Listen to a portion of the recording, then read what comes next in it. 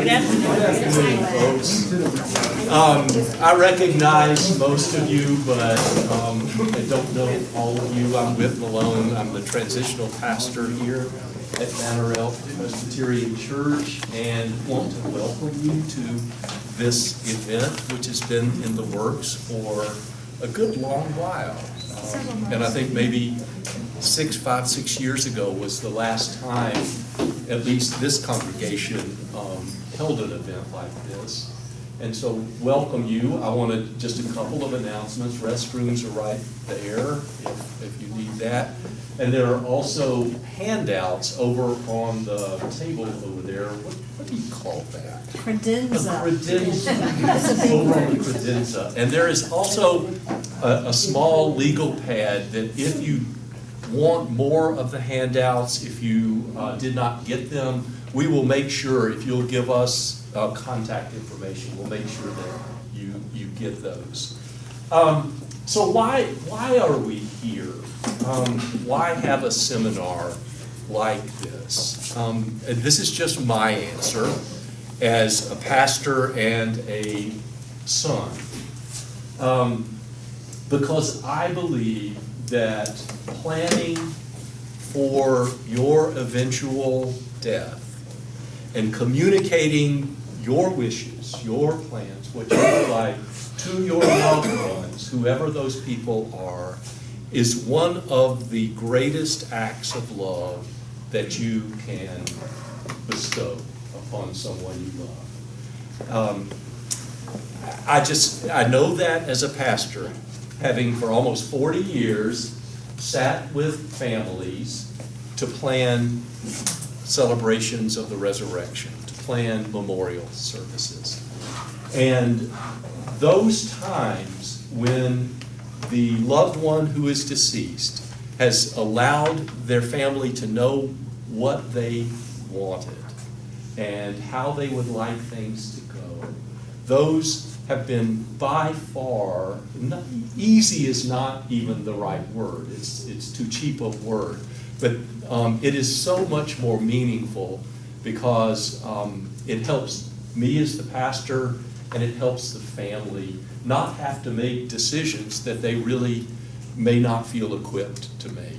And then, so I speak as a pastor, but I also speak as an eldest son of a mother who would never talk to me about this. I asked multiple times, Mom, tell me what you would like.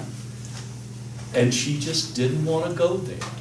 And so we made it up, obviously, when she passed. But I know how that felt, and I would have much preferred her letting my sister and I know what she would have liked. So that's what we're going to talk about today. We're going to talk about you thinking through. Maybe you haven't given it a lot of thought yet, but you thinking through these decisions and then communicating them to your loved ones. And to do that, we have 4 presenters, we have 4 panelists, dare I say experts, from 4 different areas of decision making. And each of us will talk just for a few minutes, and then we'll have some good time for questions and answers. So let me introduce McNair Tornow. Many of you know McNair. He is an attorney here in town. And Carol Smith, who is with Amorum Hospice. And Dr. Walt Pharr, who is a physician in practice in Greensboro, but he and his wife are spending more and more time in the high country, and we look forward to that. And then I'm the least expert of them all, but I'm representing the pastoral part of this. So have I gotten, you think? Okay, all right, well, let's do it. Well, why don't we just start at that end, and McNair, you say a few words, and then Carol, and then Walt, and I will, and then we'll have some time for questions and answers. Sound good? You want to open with prayer? Let's do that. That would be the appropriate thing to do. Walt, we've got 2 more people We got coming in the people door. coming? Whit, there are 2 more people coming in. Okay. I don't want them to feel uncomfortable walking in the middle of a prayer.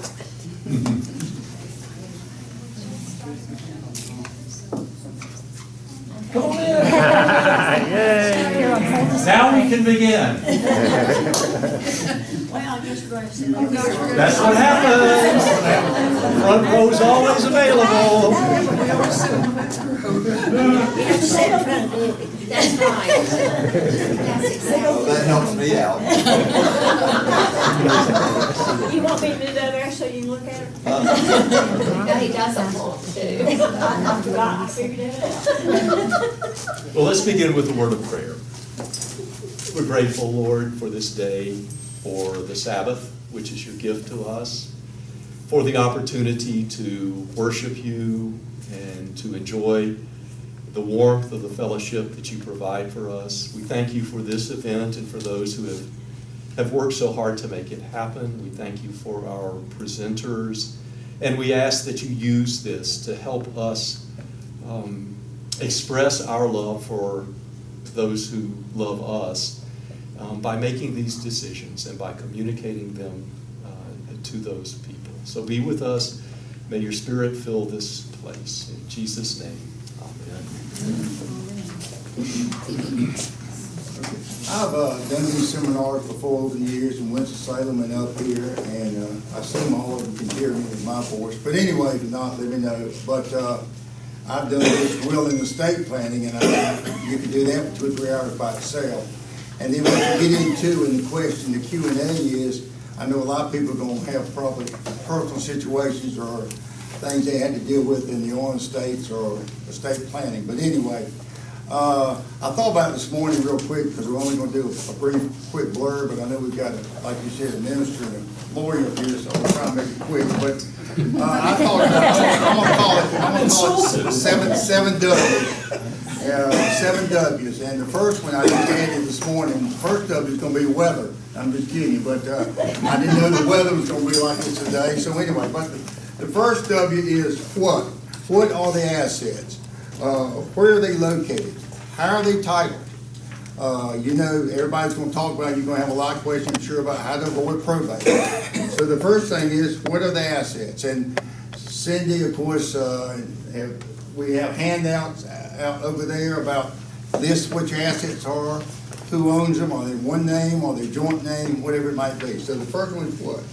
The next one is will. Do you have a will? I can speak from experience. I don't care if you're 18 or 80. I'm going to sound like a car salesman. Once you get a will done, it's like a sigh of relief. It's like a bucket list. It really is weird. You can just see it in their faces. Now, that doesn't mean we can talk about later as far as changes, but, you know, if you have a will in place, and, of course, when I say will, you need a power of attorney, you need a health care, you need a living will, or advance directive, whatever you call it. And, unfortunately, I've had to do them sometimes, not morbidly, but on their deathbed. I mean, when people are 30 minutes later, they're gone, or I've been up all night trying to do a will before someone passed away the next morning. That's not the time to be doing those documents, because you're bound to make mistakes, or people are not in their right mind, or whatever it might be. The third thing is where. Where are the documents? Or I normally recommend, I don't know many lawyers, but I'm the one, when you do the will, I say, let me just file at the courthouse. There's no charge. It's a lot safer at the courthouse. I reckon it could burn, but it's a lot safer there than around your house. Or I have found several times they said, we can't find a will, or it just mysteriously disappears. So, you know, where is the will? Where are these documents? On the power of attorney, I usually record one of the powers of attorney, because if you're dealing with a hospital or someone's incompetent, and they'll call me and say, now we need our power of attorney. So, well, we've already recorded. You know, we're already done. And the next thing is who? Who knows where your documents are and what your assets are? And what I mean by that is, you know, a lot of times we don't know where they are. You need to tell loved ones where the documents are. I'm not telling you to say necessarily what's in the documents, because you may be changing or cutting that person out. But you need to let them know where your documents are, your loved ones. And you need to know what the assets are. And a lot of times up here, and or it could be myself as well, but a lot of times up here, one spouse knows what the assets are, and that person passes away, The other one doesn't know anything. And it's just a real mess. I mean, it's real sad too, by the way. The next thing is written memo. A memorandum is a good way to take care of stuff. You have, the old days, we would put them in the wheel, and then you want to change the wheel every other week. I don't want to leave this ring anymore, or my gun collection, or coin collection. And then if you put it in the wheel, like I said, not only would you have to change it, the clerk's office said, wait a minute, we're going to have the praise, it must be really valuable. Now it's just not a big deal. You just kind of take care of most of that stuff through a memorandum. And the memorandum to be valid has to be in your own handwriting. You sign it. Now, it doesn't work for real property, doesn't work for cash and bonds, none of that stuff, but good stuff. It has to be in your own handwriting. You sign it and date it. Has to be found among your safe papers, excuse me. So a lot of people just paperclip it and they're a copy of the will. And then another thing about the memo, of course, think about my late mom, she was very organized. She had a notebook. I mean, she had things in like who I want to be the pallbearers, what type of service. Here are the pallbearers' phone numbers. The more you can do, the more it's going to help those loved ones. It's very important. The next item that I have here is just when. In other words, when you need review. You know, you're going to have how often? You're going to have life changes. You not necessarily have to reinvent the wheel, but you may want to just make changes. So I've had clients say, you know, I think everything's fine. It's been 5 years or 10 years, but I want you to just look over it. So that could happen where you might need to make changes. Thank you. Well, here, I'll take your name.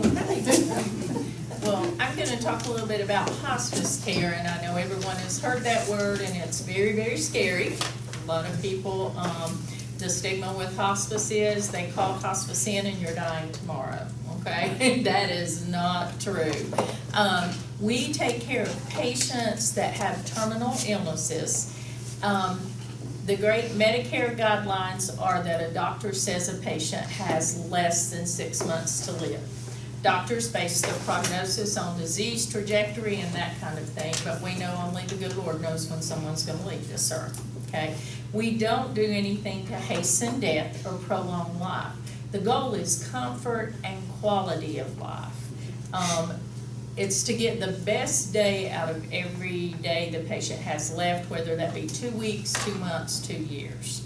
And we do that by, we have nurses that see the patients as often as they need to be seen, okay? They normally go in a couple of times a week, but they can go every single day if they need to. If a patient's declining, we see them every day. Those nurses are also on call 24 hours a day, 7 days a week. So in the middle of the night, 2 o'clock in the morning, 4 o'clock in the afternoon, it doesn't matter. Something's going on, you call hospice and they come. A service that a lot of people don't know, we have nurses' aides that go in and help patients with their personal care. Now they're usually only there about an hour, hour and a half. They can go 5 days a week if needed. Normally we start out 2 to 3 times a week.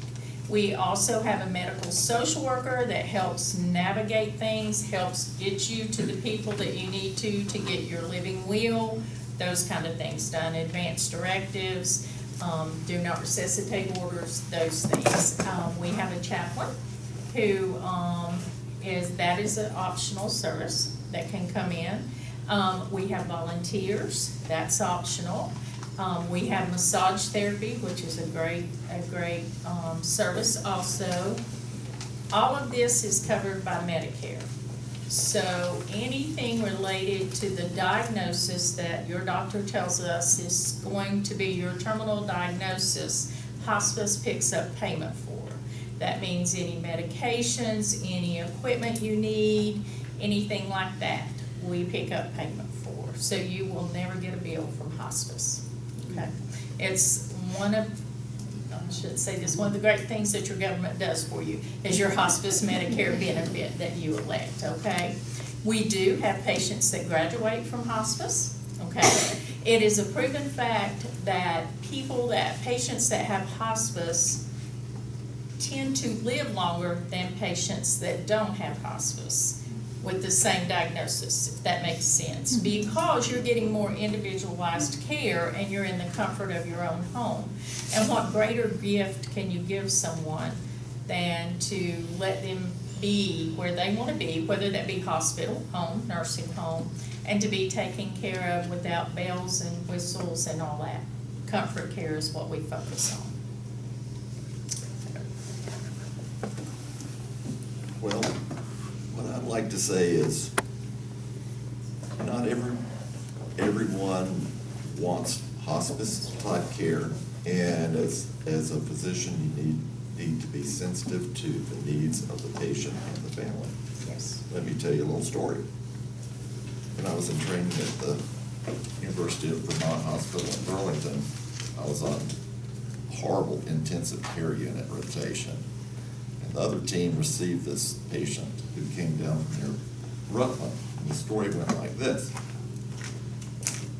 It was the spring thaw after a long winter, and the ponds were beginning to thaw, and two older guys went out fishing together. Can you talk a little louder? I can talk a little louder. Thank you. So the two guys were fishing in the thawing pond. And the story goes like this. One moment, one buddy was there. The next moment, his buddy looks over, he doesn't see him. So he goes around the edge of the pond, etc. Finally, looks down in the pond, his buddy's down underneath the water. Called 911, take him to Rutland Hospital, and they said, he's too bad off, send him to Burlington. So he came up to Burlington, and he was not brain dead, because he had like one blip every 30 seconds on his EEG. He wasn't breathing, we had him on life support. The next day, the family arrived up there, and had the whole family there, big conference, and the attending in the ICU laid out the black crepe paper. It's like, dun, dun, dun, dun. And then all of a sudden, one of the people in the family stood up and said, stop, stop. We know where you're going with this. We want you to do everything you can to him, even if it means he has to become a vegetarian.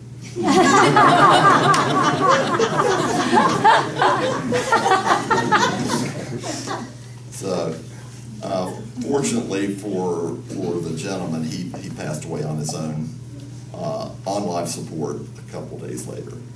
So you do want to honor the needs and wishes of the patient and the family, but also, like we're doing today, just to educate people that there are alternatives to prolonging life with feeding tubes and being on a machine in a coma. Chris? So what I'm going to talk about is the part of this topic and the part of this process that happens after death. And that is the planning of memorial service and all that goes with that. And I've put together a little 4-page summary that if you don't have it, it's over there, and I can give you more. At the beginning of it is a description of at least how we as Presbyterians view a funeral memorial service, or what we call in our book of church order and our worship books, a celebration of the resurrection. It's a service of celebration of the resurrection, which immediately points to an important factor, and that is that we see the service, the memorial service, as pointing at least as much, if not more, to Christ and his resurrection and the hope we have of new life, eternal life, than it does to memorializing the person. Both pastors, and Field would agree with this, pastors attempt to try to make a memorial service, a funeral, personal, but also as Presbyterians, this is as much or more about what God and what God has done in Christ Jesus than about what the person has done in their earthly life. There are many ways to memorialize a person's life. And so I've just got some introductory words that come from our Book of Church Order at the beginning of that. Probably more important just for today's purposes are the key information that I would encourage you to think about, decide about, and communicate to your loved one when it comes to this time after your death. First of all, your body at the time of death or after death. Do you want traditional burial, cremation? Are you going to donate your body to medical science? And have you made prior arrangements with a funeral home? Please let your family know that, because they may not know that. So what do you want to happen to your body after you die? Then the location of the memorial service.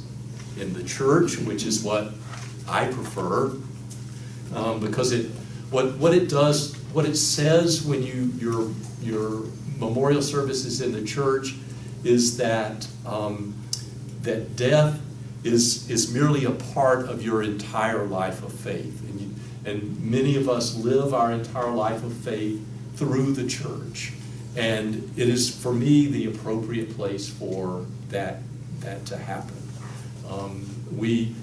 What we say at the beginning of a memorial service is that the promises made at baptism are now being completed in death. And so you were a young child, many of us, when you were baptized in a church, and those promises are being completed when you're at your memorial service. But otherwise, I spoke of my mom earlier. What we decided to do was to have a memorial service for her with family and friends in her home in St. Simon's, where that was her thin place, that was her place, her soul place. And so she didn't have a church at the time, and so we had the memorial service for her in her home.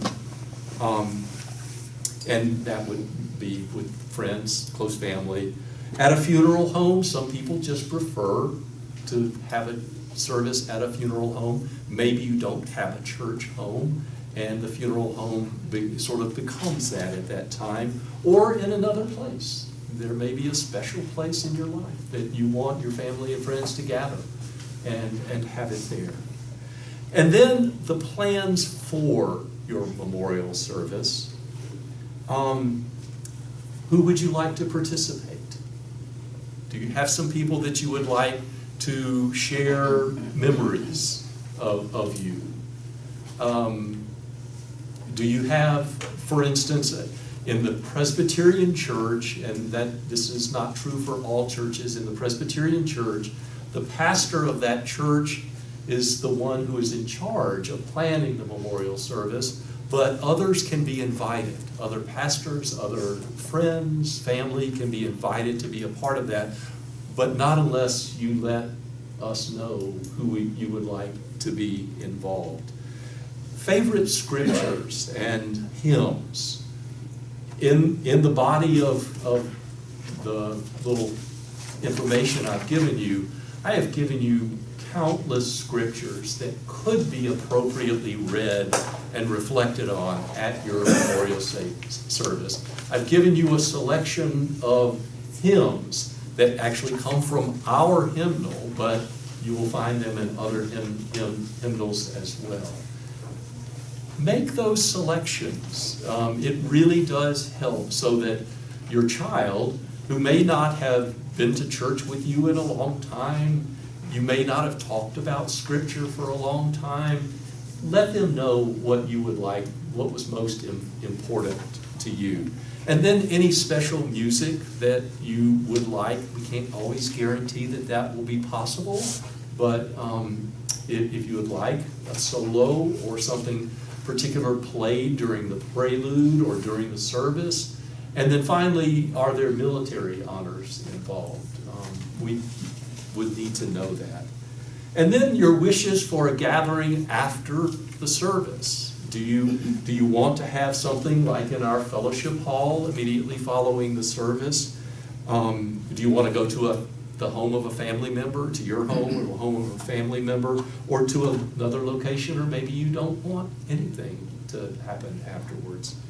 And then another thing, and maybe this sounds morbid, but it has been really helpful, I have found, when you have helped your loved ones write your own obituary. The things that you think are important for people to remember about you. And this is not braggadocious, this is not bragging, but I have seen families, children, labor over an obituary, trying to gather all this information that others have talked about, where you went to high school and what degrees you got from college, all those details that they may know some, they've heard stories and they may know some about it, but in the moment when you've got 2 or 3 days to plan, they need to be doing other things than researching, all those kind of details for the, so help them write your obituary. And you could even write it yourself if you wanted to. And then they would take that as a model. And then I just gave you the general order that we Presbyterians follow in a memorial service. And those of you who were in church this morning and other Sundays, you'll recognize it as a worship service. It is very much like what we do on Sunday morning. Very much. And so you'll see all the components there, and then you see all of the scripture passages and the hymn selections that you might want to choose. I would encourage you, I know you all have devotional readings and that sort of thing, but I would encourage you to slowly go through these Bible passages as you make these notes and as you prepare. Read them all, and read them through the eyes of people celebrating your life and celebrating your eternal life in Christ. Okay? All right, that's me. I guess now, Q&A. Kathy. McNair, you gave us 6 W's. What's the 7th? The weather. Oh. I put that in this morning when it's there. Well, Yeah, I'm sorry, but thank you for listening.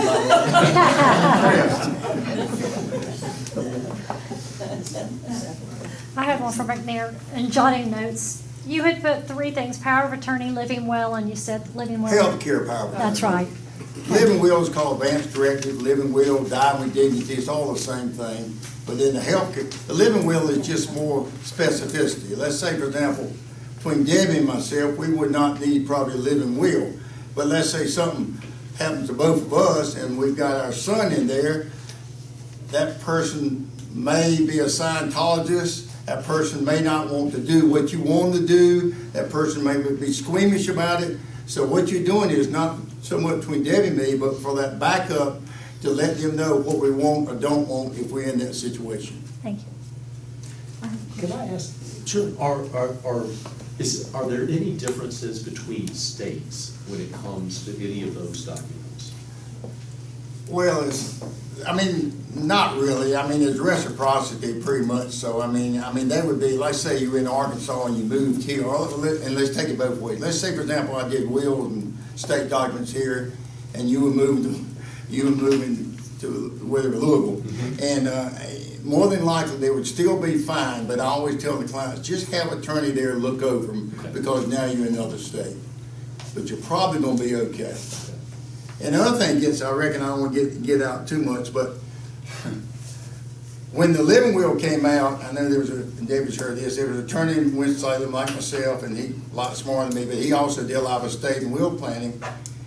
And he came up with his own living will terminology, which you can do. He got with nurses and doctors, and he had like an A list and a B list. And the A list, he says, these things I want done to me like 72 hours or whatever it was, these procedures. The B list says, I don't want any of these done to me at all. I said, well, I have two problems with that. And of course, now being a doctor, you know, I said, first off is, the client didn't even go understand those procedures that you've written. I mean, don't get me wrong, you did a great job. You spent a lot of time on the A list, the B list, but the client's not even going to understand those procedures. And B, I don't mean morbidly, but when I was sick, I had 2 on the A list and 1 on the B list. Does that mean I wouldn't be around? So, you know, there is some common sense in that as well. You know what I'm saying? Anyway, but it does help, particularly the backup people, the people you name, this is what I want done to me or not done to me. And Debbie always makes sure I ask when doing a will, not a big deal, but if you want to be cremated, like you're talking about, then we'll put in the will. I direct I'll be cremated with such memorial service as my executive dean's approval. I've got it. My sister lives in Maryland, and we were talking about this seminar, and she said, find out if in North Carolina it's required, as it is in Maryland, that you have a separate do not resuscitate order, that the EMTs or the ambulance, when they come to your house, they have to have that in their hand, or they will have to do CPR in your home when they pick you up. So is that a separate document? You do have to have what is called a goldenrod, the yellow DNR in the home. Okay. To present that, if someone panicked and called 911, they have to see that, or by state law, they do have to do CPR. How can we get a copy of that for these folks, or do we just? You do that, your physician signs that. Okay. And you just make your wishes known with them. The state of North Carolina also has a MOST form. Do you want to speak to the MOST, Walt? I think you might be able to. Okay. The MOST form is a pink form you can also do with your doctor. It is not an advanced directive, but it is a form that goes and it spells out like, do you want CPR? Do you not want CPR?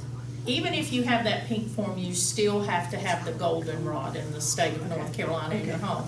But the MOST form is a great thing because it spells like, I want everything done.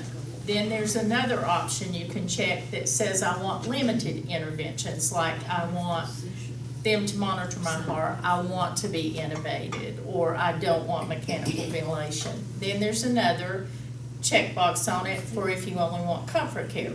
Then it even goes down and speaks about, do I want IV fluids? Do I want antibiotics? Do I want a feeding tube? Those kind of things. You also do that with your doctor or nurse practitioner, and they sign that.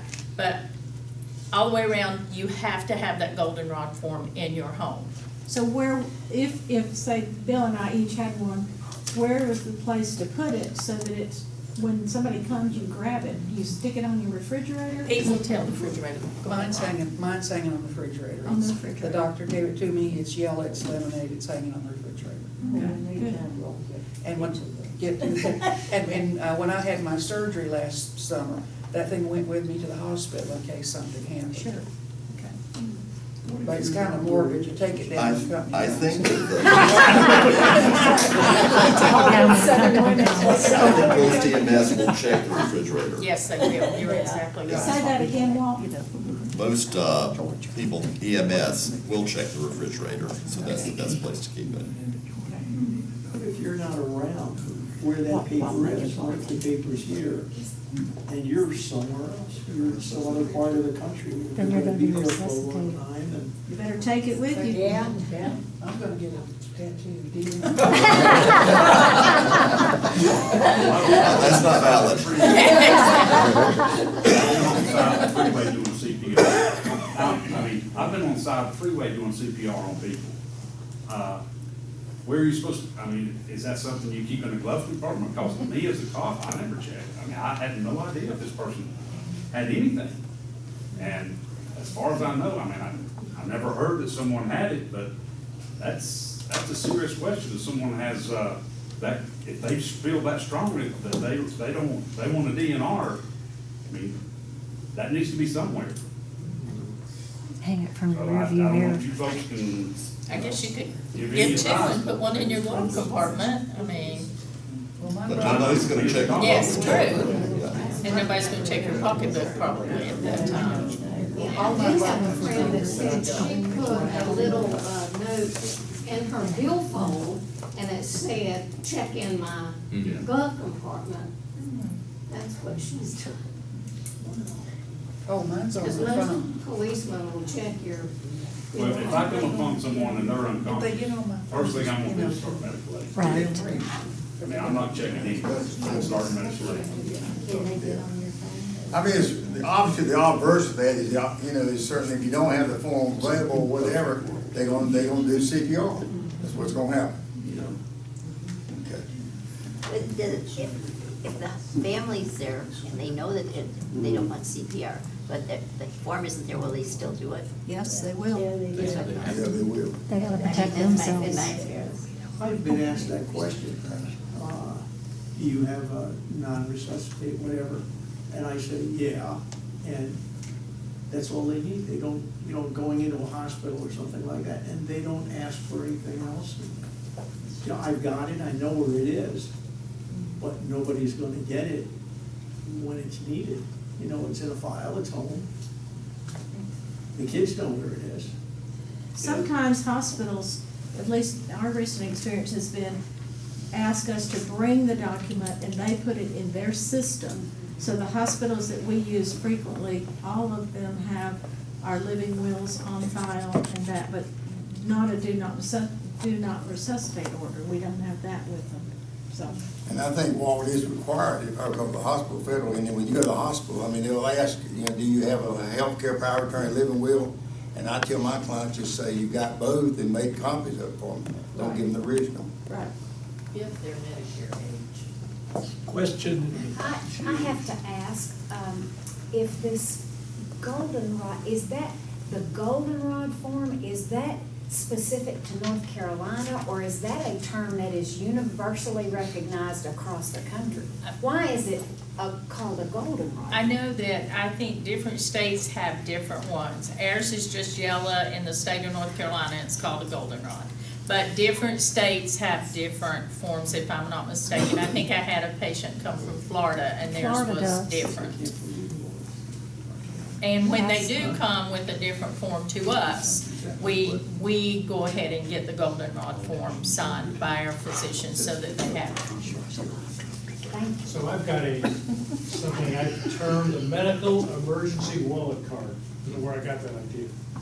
But it has my address, phone numbers, my wife and son's phone numbers and physicians in my wallet. So funny story.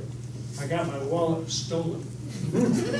And I got a phone call, didn't recognize it, I'm not gonna answer that. But the officer called my sons, and they didn't answer. So, I'm not gonna answer a number I don't know. Finally, they called one of my sons 2 or 3 times. He said, well, I guess maybe I should answer this. And he did, fortunately. And the police officer said, I've got, I think I've got your father's wallet. So then my son called me, and I got my wallet that night. So I don't know, there may be, as an attorney, there may be a bad idea, a good idea, but I feel pretty good about it. If I got stopped and there was time, somebody could look at it and say, okay, I know who to contact, so. But Maybe that's it's a better than I contact lost my form, wallet. though. That's not a DNR. No, it's nothing like- I want to make sure we're clear. Yeah, no, there's nothing on the clock, but I suspect you could put something like that, I never thought about it, you could put that on it, which would at least make somebody say, wait a minute, what's going on? Anyway. Well, the other ones have emergency. yes, sir. There it is. I think we all understand we don't want to resuscitate, there's a certain way we don't want to live. And I'm sure I'm not unlike a lot of people in this room, but after 7 years of Alzheimer's with my father, the last 3 years, him, myself, and most everybody, there's no one who lived like that. I don't have to go into the details. So legally, religiously, we don't want to put that on our family. I was there, I lived it. And other than going to Sweden, which is not seamless, are there any options that are legal? Any suggestions? Or There's Oregon and Washington State. you have to do it when you're in sound mind, but any thoughts legally on what you can do in that condition? If you don't want to continue your life in a condition where you're being fed, you know nothing, you know no one. I don't have any response there legally or ethically, quite frankly. I really don't. I mean, I don't think I'm of any help with them, like they say, going to some state where, you know, euthanasia or whatever is allowed. I don't have any answer for you here in North Carolina. Maybe someone else does.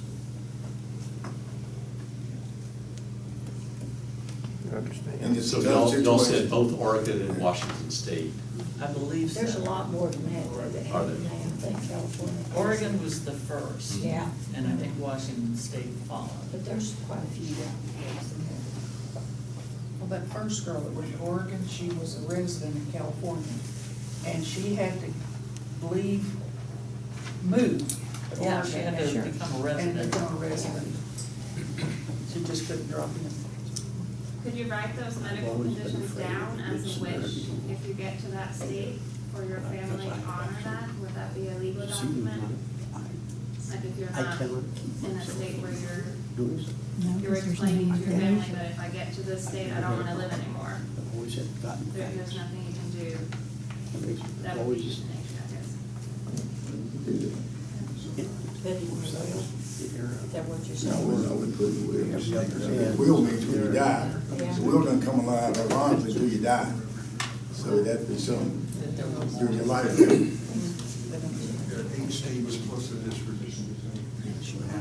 Barry? Suppose that is a handwritten will legal, even if it's not been notarized, or a lawyer has to draw, don't want to take away from your business. Well, it's interesting. I mean, it's called a holographic will. It means a self-written will. Like I had one the other day, which, anyway, just breaks my heart. Whether it's a holographic will or these people that go online and do these wills, and then again, it has nothing to do with me. I mean, I don't care, but my point is, they're bad. They're just bad. I mean, holographic will means you're at deathbed.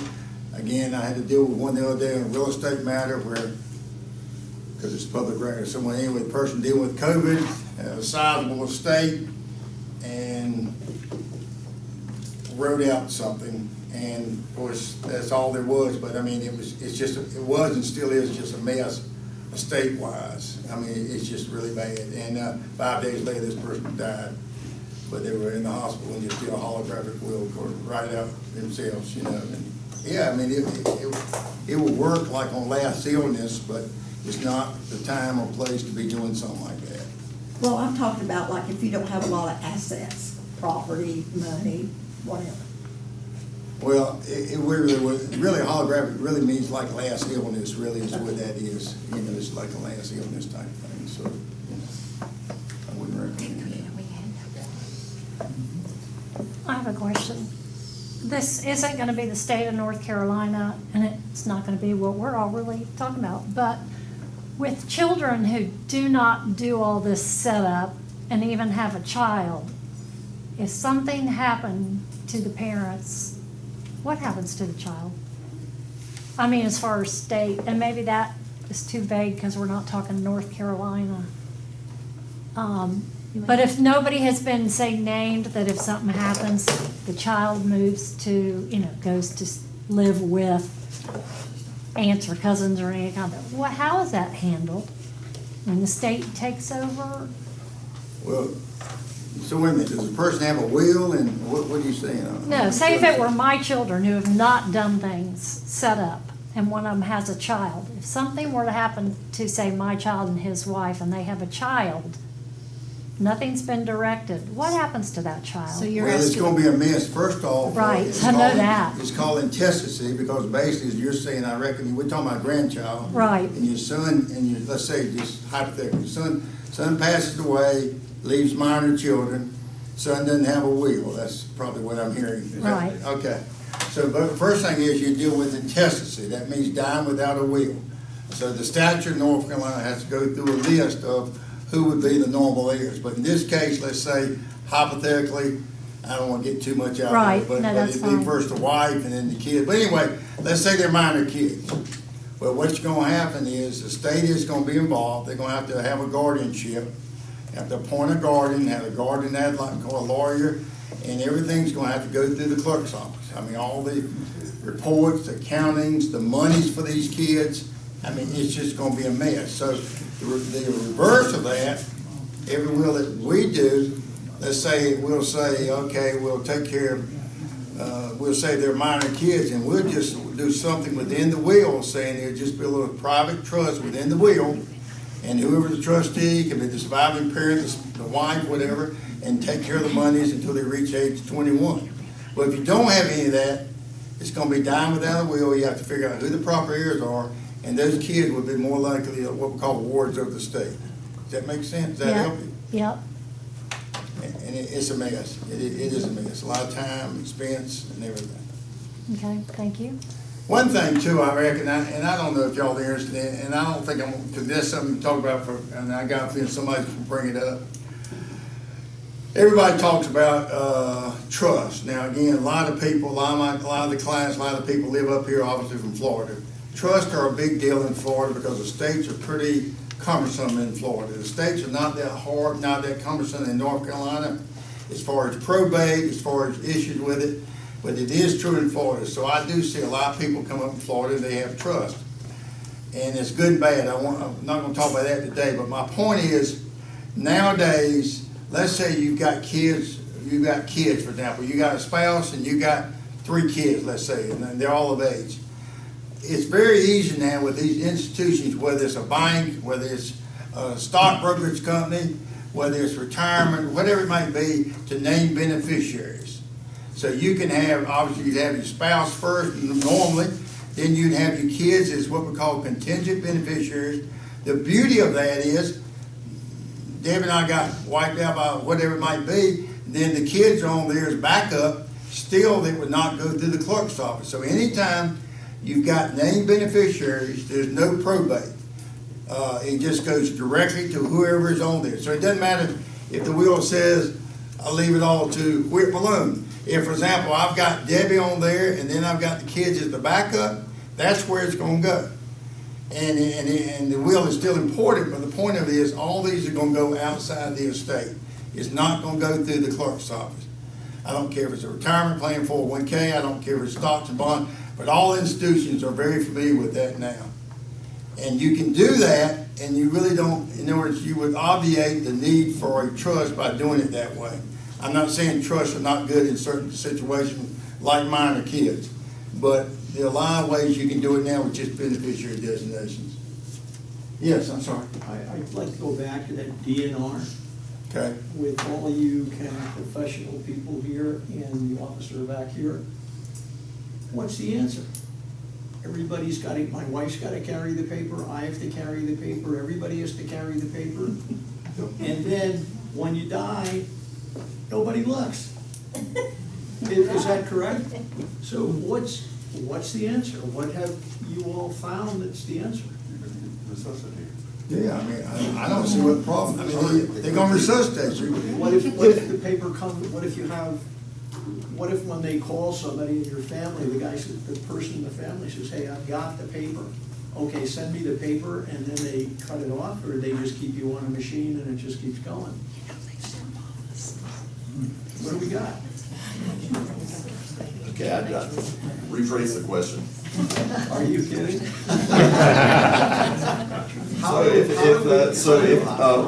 Once it's clear cut in the hospital setting, you know, you've got the DNR, so you've got, you're there on an event, you've been resuscitated, etc. Family comes in with the DNR form that said this is against his or her wishes, and the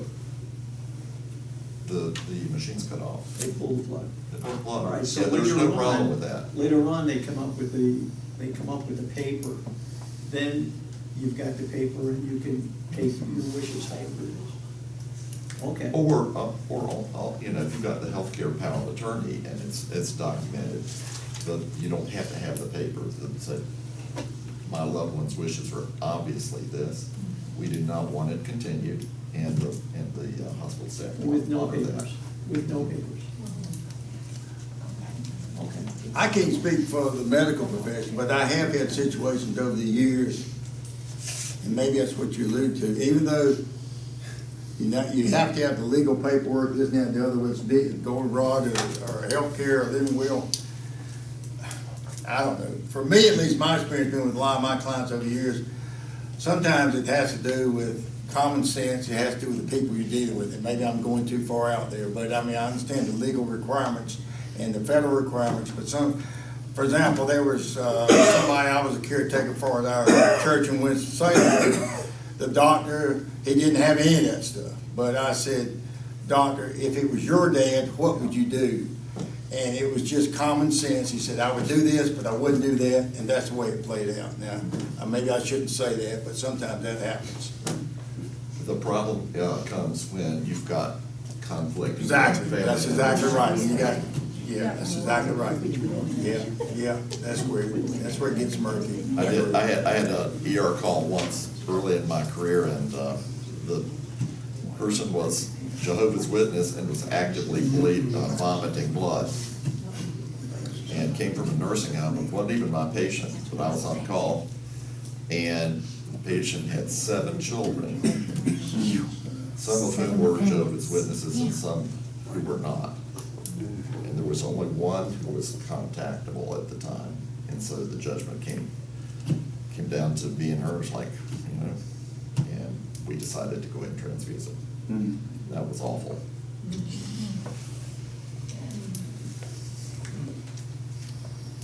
Other questions? Field?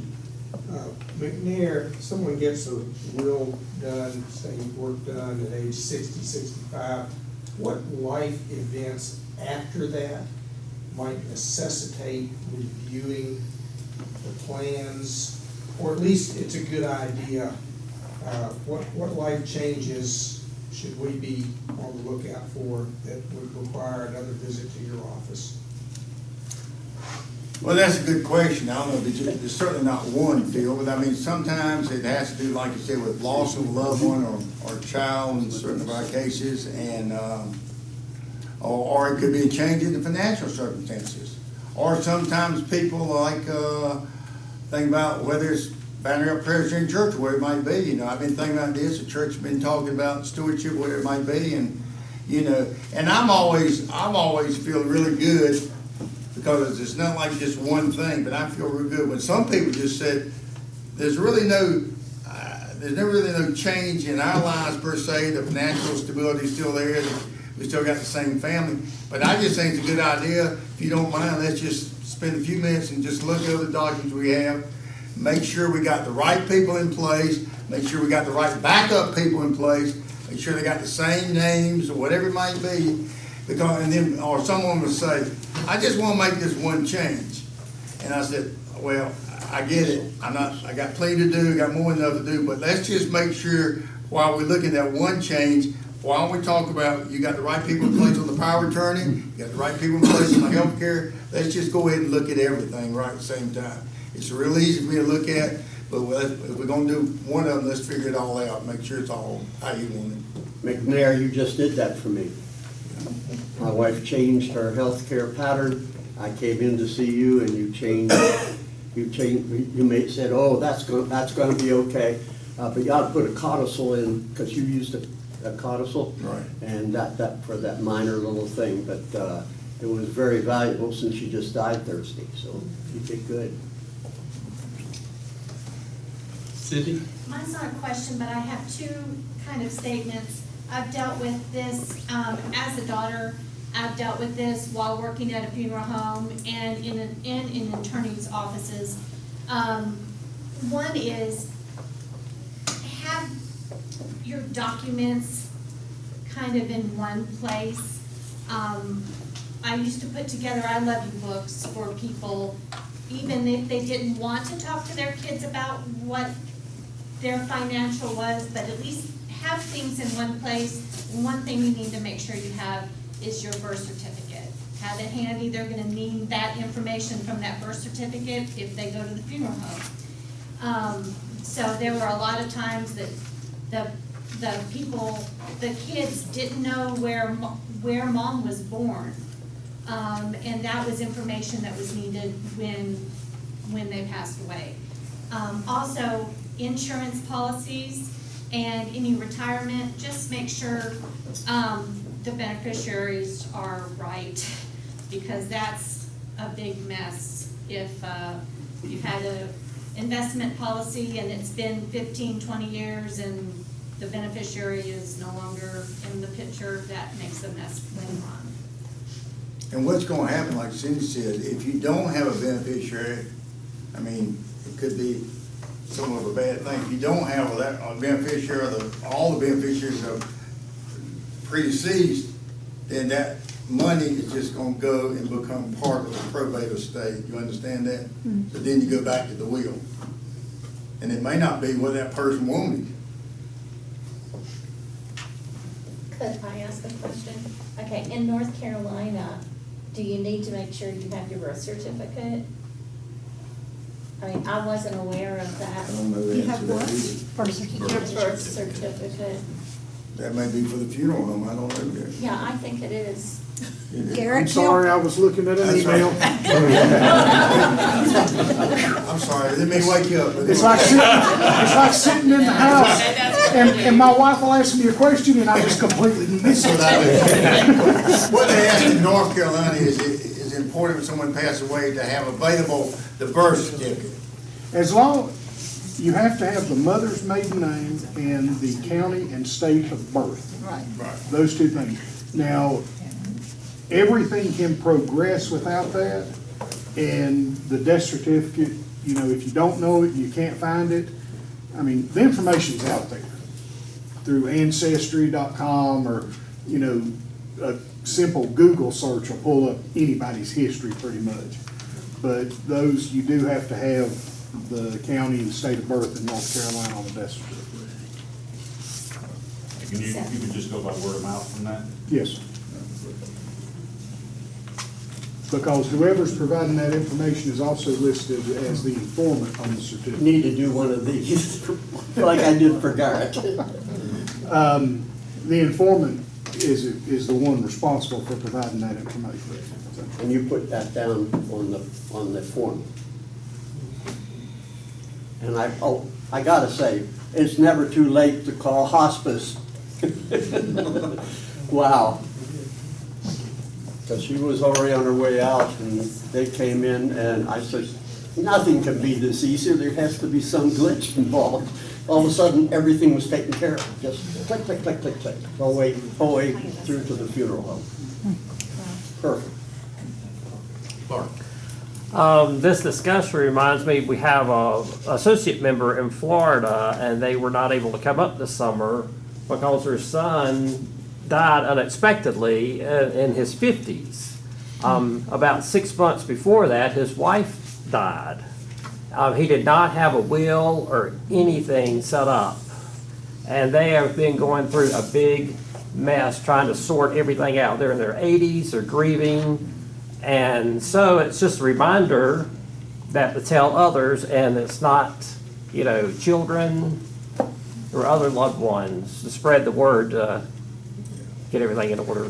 Well, and I see it all the time, Mark, and I just one particular example, I'll never forget, I represented all these brothers and sisters, they were my age at the time, and I still remember the name and everything, but it's just one example. But anyway, all the brothers and sisters there, so they were my age in the 40s, 50s at that time, and we did all their wills, but this one actually worked for the county, and he kept saying, you know, I need to get with you, need to get with you, and because I know he was planning to leave everything to his brother, to his siblings, his brothers and sisters.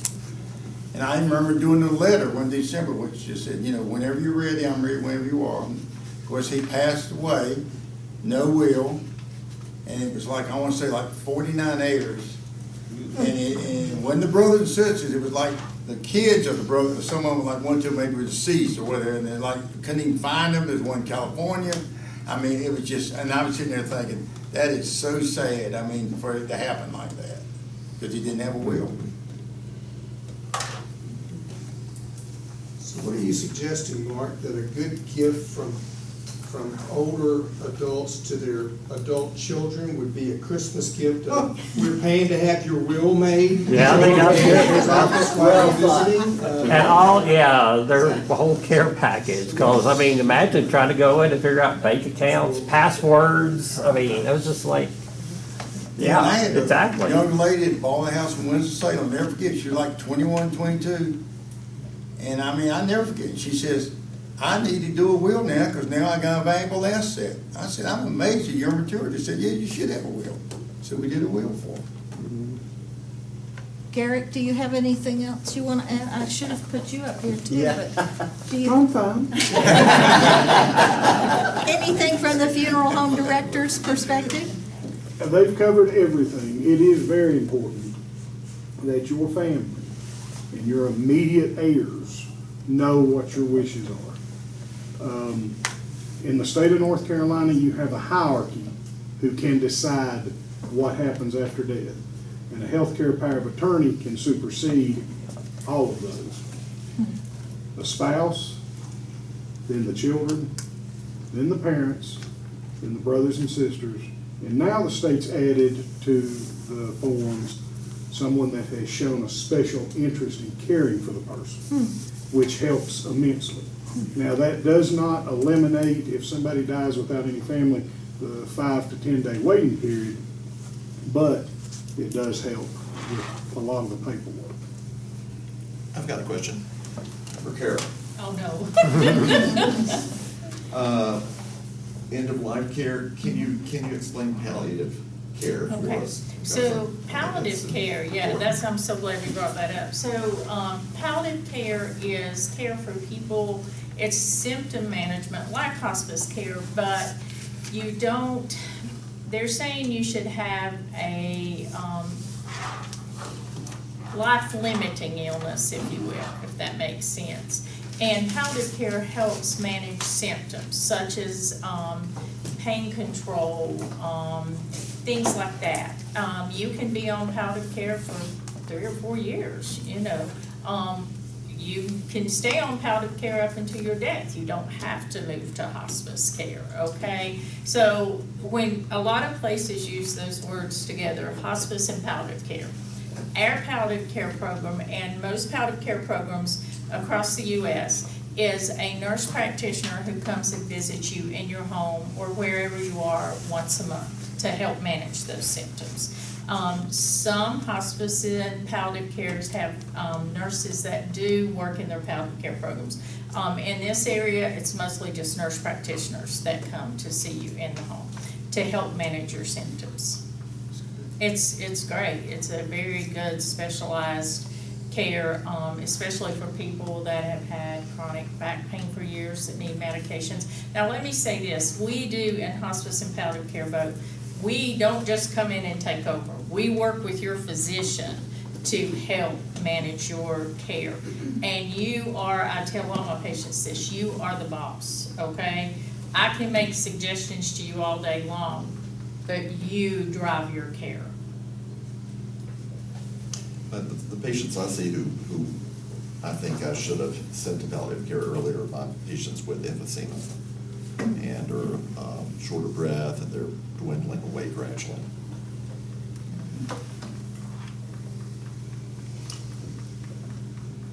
Go ahead, and then Kathy.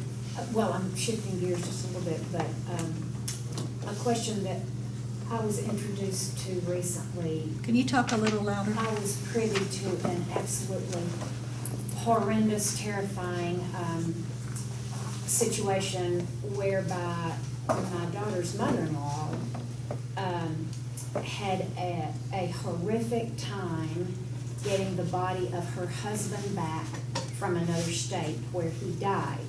What agency or official manages all of the details and paperwork if your spouse meets an untimely and unexpected death in another state? Is there some kind of like legal form that the attorney can prepare for us as a group to make that kind of stuff easier? Any funeral home should be able to help make arrangements to get someone brought back home. So if somebody dies in Texas, you know, you would contact a funeral home down there to take care of the preparation and then making arrangements to So you would fly see a back. funeral director first? Yes. Even though you were not going to use their services? That's what we're here for, is to help handle all those details. So this got real complicated because there was, I mean, it wasn't a crime, it was an unexpected death, but coroners were involved. Mhm. And it took forever to get Right. the body from Colorado to Georgia. Released.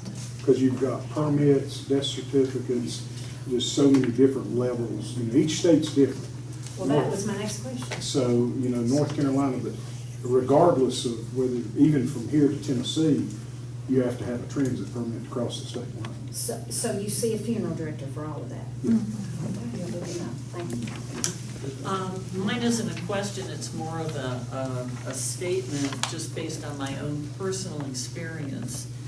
And that is, when possible, make the funeral arrangements before the person dies. Yes. It is so much easier when it's hypothetical.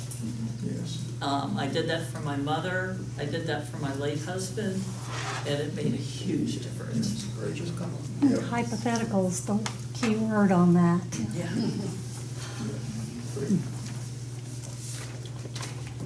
I have one thing I want to share, and Whit's gonna roll his eyes, but I'm gonna do it anyway.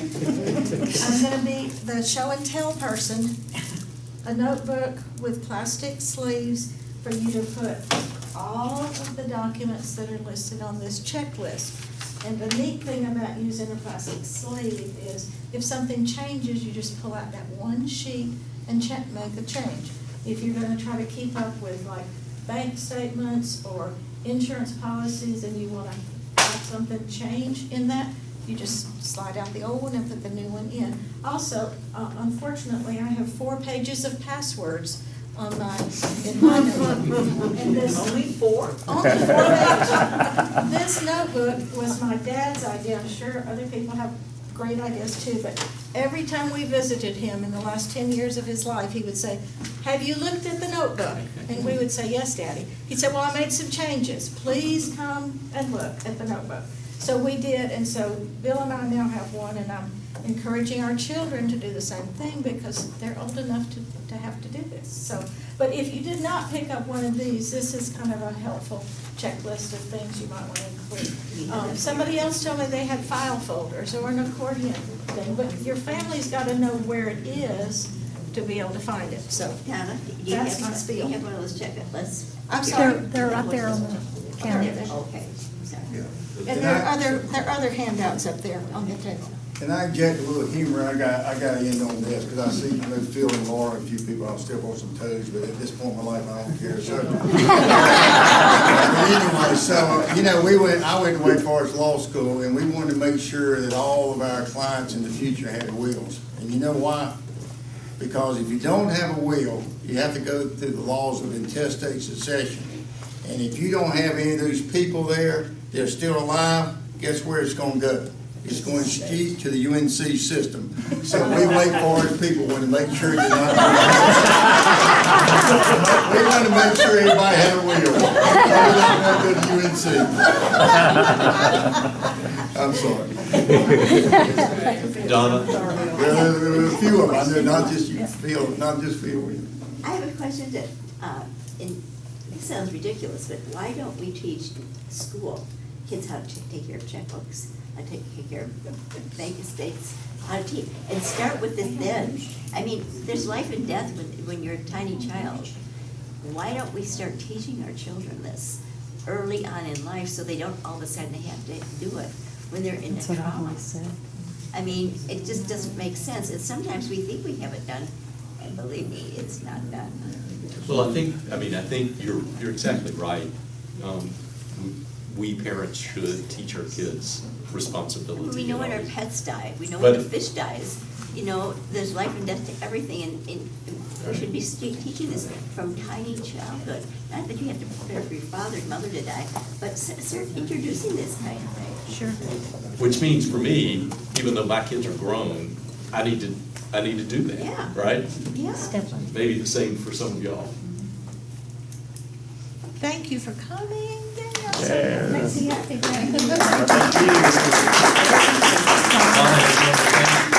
I noticed this was Elizabeth just left for Australia. In fact, she's in New Zealand now. She would like to see this. How can I get a copy to her? Yeah, Mark, how can, we have recorded this, how can we